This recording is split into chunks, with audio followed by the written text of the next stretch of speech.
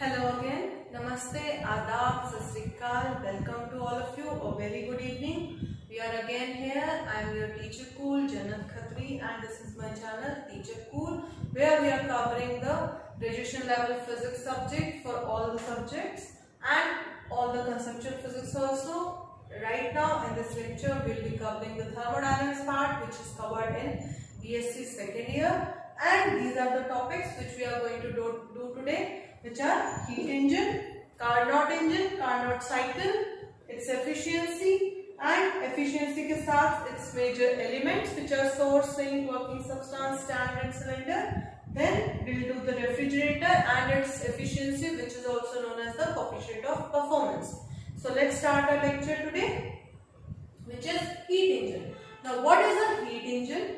Any engine or any system which is dealing with heat energy is basically heat engine. So this heat engine is a very major topic which is present in thermodynamics, and since this heat engine was primarily or was majorly studied by Carnot, hence the name Carnot heat engine. So we will not say heat engine, what we will say is Carnot heat engine, right? So what is Carnot heat engine? Is basically any heat engine which is obeying the Carnot cycle. The Carnot reversible cycle is known as the Carnot heat engine. Now what is Carnot cycle? Okay, so what I'll say is, suppose I have a gas which takes heat energy from a source, and after taking that heat energy it expands, then it undergoes some process which it is assigned to do, and it expands further. After doing that work, it goes to the sink and it rejects the leftover heat energy, and post that it again contracts to come back to its original form. This way it is forming a cycle. This cycle is known as a Carnot cycle. In the previous lecture we did PV diagrams and said that any process can be visualized very easily with the help of the PV diagrams. So this is the time when we bring that PV diagram application to solve our today's topic, which is Carnot heat engine. So let's draw. The independent axis pressure, the dependent axis volume, right? So I said that in Carnot cycle there is a working substance.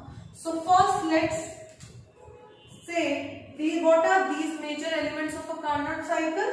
So the first is a source. Before source, let's discuss the working substance. So the working substance in this case, in this Carnot heat engine, is a gas, not the ideal gas. Since ideal gas, we do not have the ideal conditions, we have the practical conditions, so we say it is a perfect gas, not the ideal gas. So my working substance is a perfect gas which will undergo a series of thermodynamical process and give us the result we desire. Right? Now, this is my working substance. Now, gas, we cannot hold it with the bare hands. We cannot tie it with a string. So, we need something to carry this working substance. That will be our cylinder. So, what type of cylinder we'll be using is a cylinder which will carry my working substance, and this cylinder will have a piston to control the pressure or volume of this working substance? So I'll say this piston and the valves. Please pay attention. I am saying the piston and the valves of this cylinder are insulated. That means no heat energy can be exchanged through its valves or its piston, but its base is conducting.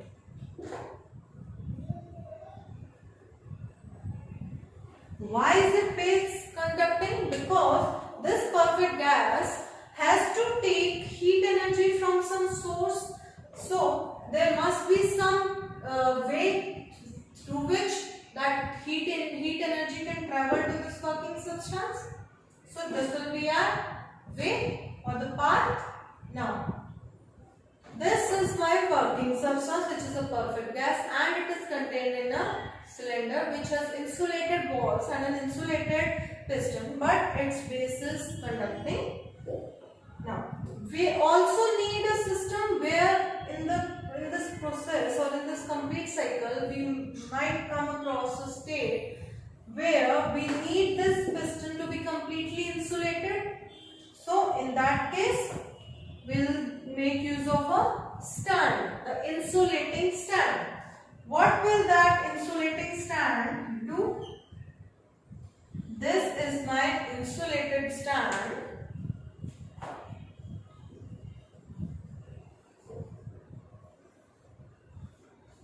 What I'll do is, if I need to make this working substance to be completely insulated from the outside system, what I do is I'll just place this cylinder over this insulated stand, and the entire sides of this working substance will get insulated and I'll get an insulated system. So this is my insulated stand. Now what are source and sink? Now see, we are dealing with heat energy exchange. So I'll say I have a source which will be at a higher temperature T1 in such a way that the thermal capacity of this source, I'll say the thermal capacity of this source is infinite, which means howsoever or no matter how much of the heat energy I have absorbed or taken away from the source, the temperature of the source will remain the same. It is such a large source that taking away a few calories or the calories I require does not change its temperature or its condition. So I'll say this is my source, which is a very high temperature, and I'll be borrowing my heat energy from the source over and over again for completing my every cycles. Similarly, what is a sink?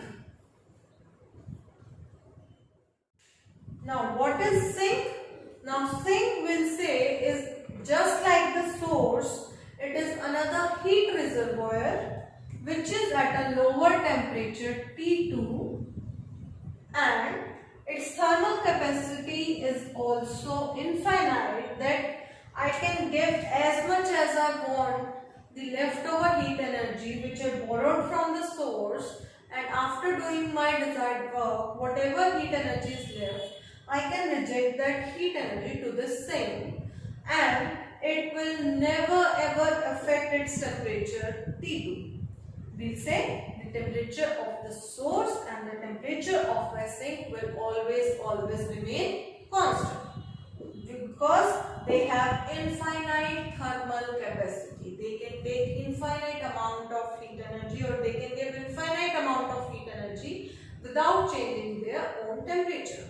So these are my major elements with which I will be dealing in studying the Carnot heat engine. So let's move forward. Now what is a Carnot heat engine? I'll say I have a gas, a perfect gas, which is my working substance. First thing which it will do is, I'll just rub this.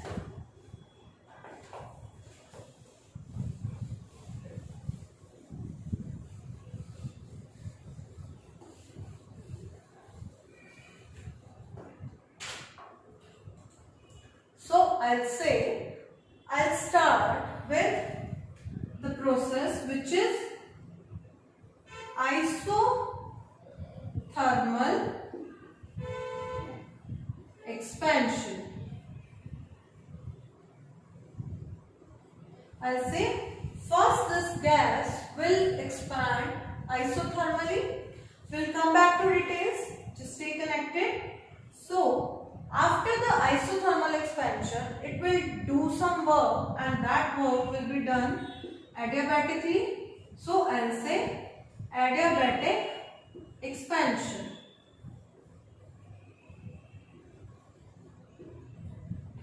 Now see, it is a Carnot cycle.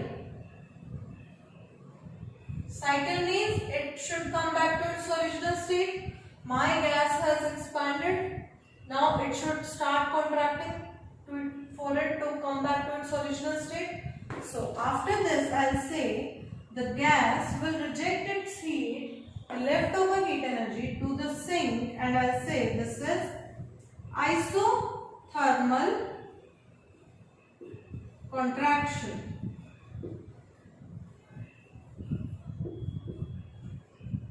Now, just by seeing the processes, you can say my gas expanded 2 times. How can it come back to its original state with only one contraction? Yes, you are right. I'll say it is coming back to its original state after 2 processes of contraction. Again, the adiabatic contraction. So I'll say this cycle of Carnot cycle is undergoing basically these 4 processes, after which it comes back to its original state. Now depicting this cycle on PV diagram to get a very clear and very easy visualization is that I'll say this is my point A. From the point A, my gas is expanding isothermally. I'll say my gas expanded isothermally to the point B.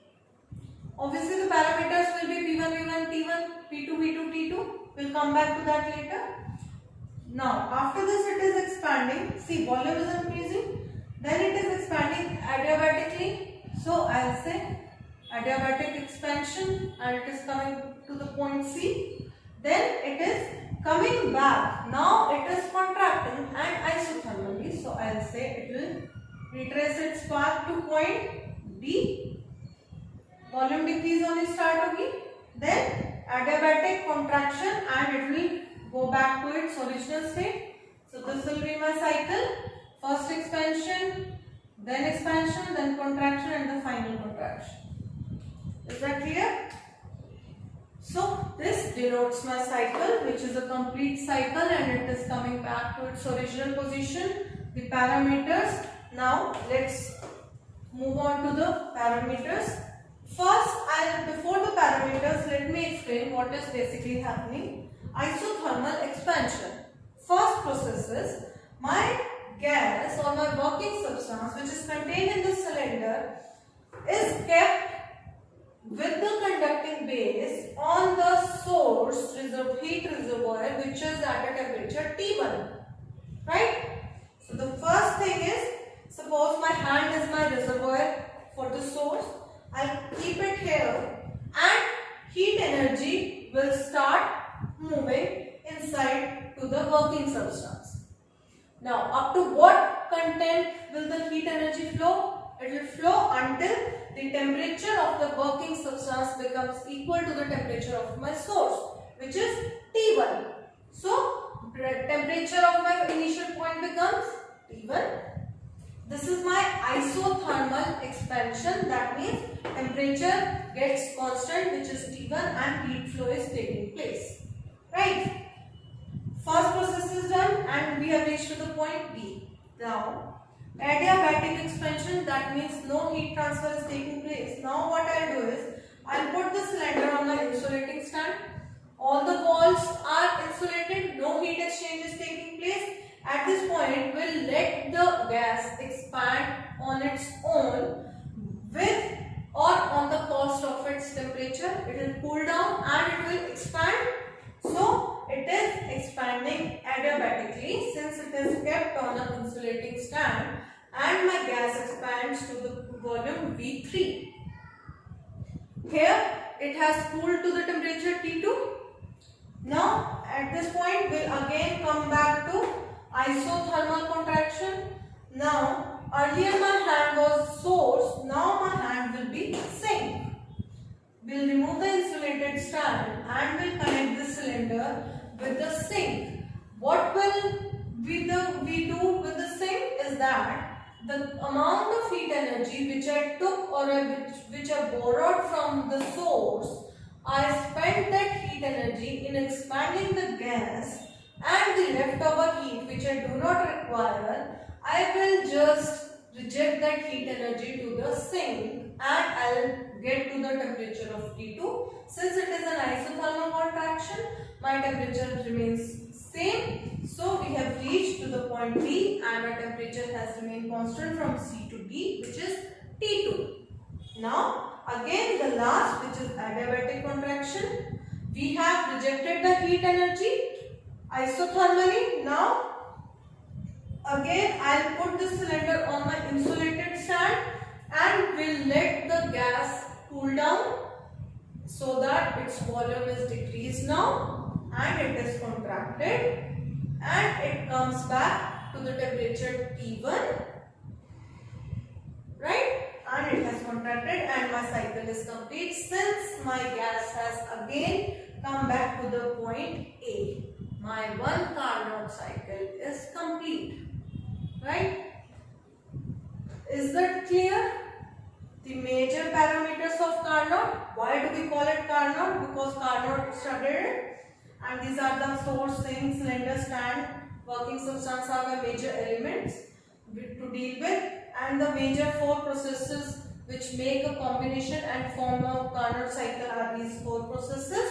And how we undergo these four processes following my Carnot cycle. I hope it is clear to all of you.